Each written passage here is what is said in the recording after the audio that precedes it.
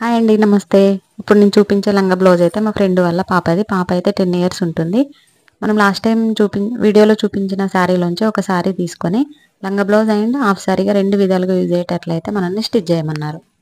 చీర మొత్తం యూజ్ చేసినాం కాబట్టి ఫ్రిల్స్ అండ్ గేరా చాలా పెద్దగా వచ్చింది. హ్యాంగింగ్స్ అయితే ఇలా హెవీగా పెట్టమన్నారు. చీరలో వచ్చిన బ్లౌజ్ తోటే ఫుల్ బ్లౌజ్ కుట్టమన్నారు. బ్లౌజ్కి బ్యాక్ అండ్ ఫ్రంట్ ఇలా కట్ వర్క్ అయితే పెట్టమన్నారు. హ్యాండ్స్ బుట్ట హ్యాండ్స్ ఇచ్చి ఇలా కట్ వర్క్ ఇవ్వమన్నారు. కిందికి బ్లౌజ్కి కూడా కింద ప్రిల్స్ పెట్టమన్నారు. బ్లౌజ్ పీస్ మనకు సరిపోదు కాబట్టి సేమ్ మ్యాచింగ్లో 1 మీటర్ క్లాత్ తీసుకొని ఇలా దగ్గరగా ప్రిల్స్ అయితే ఇచ్చాను. ఇది లంగా బ్లౌజు.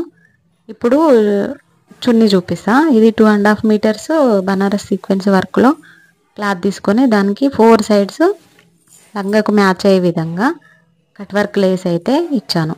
ఇది హాఫ్ బ్లౌజ్.